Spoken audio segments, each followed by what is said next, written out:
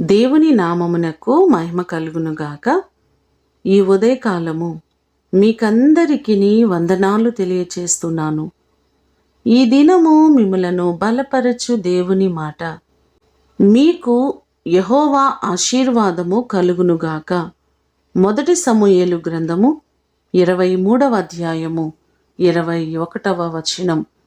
మన దేవుడు మనలను ఆశీర్వదించేవారు, ఘనమైన స్థితిని అనుగ్రహించేవారు. బైబిల్ గ్రంథంలో ఎంతోమంది భక్తులను దేవుడు ఆశీర్వదించినట్లుగా మనము చూడగలం.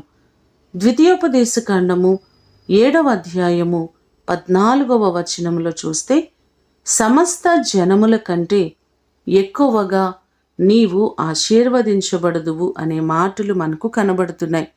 మీరు చేస్తున్న ప్రతి పనిని దేవుడు తప్పకుండా ఆశీర్వదించేవారు, వర్ధిల్లతను కలుగు చేసేవారు.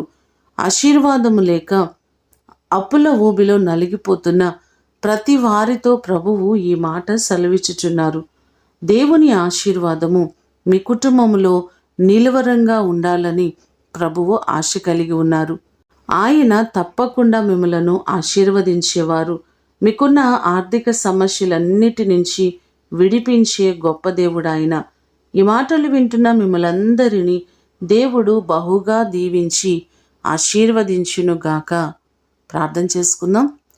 సకల ఆశీర్వాదములకు కారణభూతుడవైన మా ప్రియ పరలోకపు తండ్రి, మీ పాదములకు వందనాలు, స్తోత్రాలు. మీరు ప్రతి వారిని ఆశీర్వదించే దేవుడవు, ప్రతి వ్యక్తిని ఘనమైన స్థితిలో నిలబెట్టే దేవుడవు నీవే ప్రభువా. మా ప్రియులెల్లరినీ జ్ఞాపకం చేసుకోండి.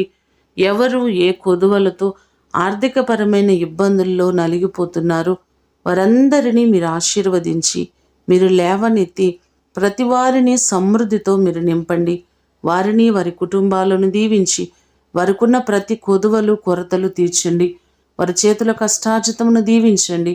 వారు చేసిన ఉద్యోగాలు దీవెన పొందాలి. వారి కష్టార్జితము దీవించబడాలి. వారు చేసిన వ్యాపారములన్నీ కూడా అభివృద్ధి కలిగి ఉండాలి. ప్రభువా, ప్రతి వారిని నిశ్చయముగా మీరు ఆశీర్వదించమని యేసు అతి ఘనమైన నామమున అడిగి వేడుకొని పొందియున్నాము తండ్రి. ఆమేన్. దేవుడు మిమ్ములను దీవించునుగాక.